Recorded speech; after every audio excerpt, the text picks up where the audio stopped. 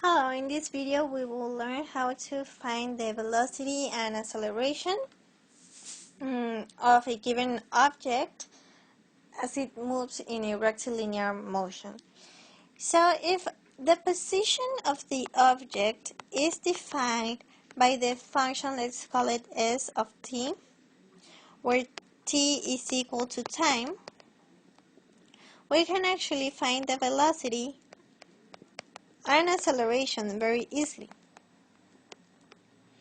So if you have an object moving in a line and you want to find its velocity, well, you want to find how much displacement is there, so how much change in s of t, change in position, which is equal to displacement, is there for a change in time. So some time passes by. Why change in time? So if you want to know what happens from second 15 to second 30, well, you don't want to just divide this by 30, right? Because in reality, you are just displacing for 15 seconds. So you want your change in time. You want 30 minus 15, which is your change in time, not the time itself. And so this, as you might recall, looks exactly like the first idea we had of a derivative. We later just kind of formalized it, but either way, this is just basically the definition of a derivative. So, this is the displacement over time. And so we can just say that this is equal to s prime of t, which means the derivative of s with respect to t. And so that is what velocity is. Velocity is s prime of t. And now, and let's call it b of t.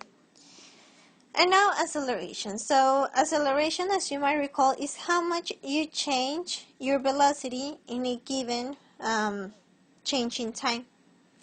So if I start my car and it has an initial velocity of 0 and it has a final velocity of 15 miles per hour, well, you know that my acceleration must have been, if it was a constant acceleration, it must have been 15, and if this, it must be 15 over whatever, however long it took to increase that to that given velocity. So we know that it's the change in velocity over time, and so that's our definition of acceleration. So this looks exactly again like a derivative, and it is a derivative. This is just b prime of t. And so I want to make a note that we defined b of t to be s prime of t. And so since a of t, a for acceleration, is b prime of t, this is just s double prime of t. So you get the derivative not once but twice, and that's why you have the two apostrophes there. So whenever you see two apostrophes, this means that it's double prime. And so this is just the derivative, that you're getting the derivative twice. And so this is our definition. In our next video, we will work out some examples. And for that example, there is a function that would be very useful. So for a projectile motion, you can define its trajectory to be negative a half g, where g is gravity, times t squared plus initial velocity times t plus initial height. So why is this true? Let me remind you that gravity is 32 feet per second square. Okay, so why is this true? So when t is equal to 0, you want your height, h of t, to be just your initial height. And you want your velocity, which we define to be the derivative of the position. In this case, position is h of t. So h prime of t, we want it to be b naught. And we want, and these two are when t is equal to 0. And we want h double prime t to be equal to gravity. So, and this is for any time. So, in a projectile, as soon as you're not holding it anymore, as long as it's free in the air, the only acceleration that should be acting on it is gravity itself.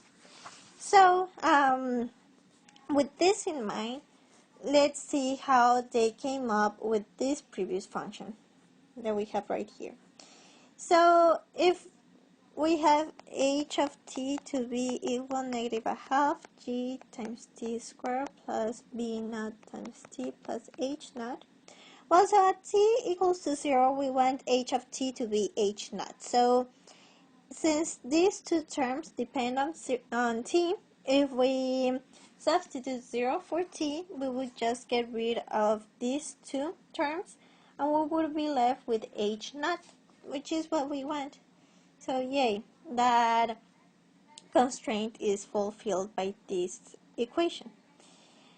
And so now if we want h prime of t at t equal to 0 to be b naught, well, let's find h prime of t. So h prime of t is just negative g times t plus b naught, and this is just plus 0, so we can even just ignore it.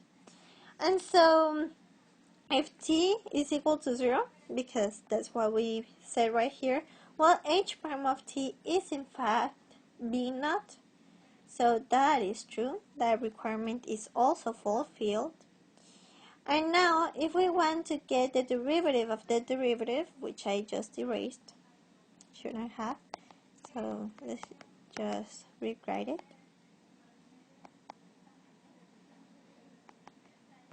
Also here, I'm sorry, it's negative gravity because we define gravity to be just 32 feet per second. We know that the force is applied downwards, and so that's why here we have a negative. We want the acceleration to be actually in the negative direction because it's pushing it downwards, not upwards. So that's why we want our double derivative to be negative g. So we get h double prime of t, and this is a constant term that just becomes 0, and since here we only have t, that becomes negative g. We got the derivative just like we always do. There was nothing special about it. So this is just negative g. We can disregard the 0, which is true. That is exactly what we wanted. So just keep in mind for the example that we will be working on in the next video that this is the function that describes the projectile motion.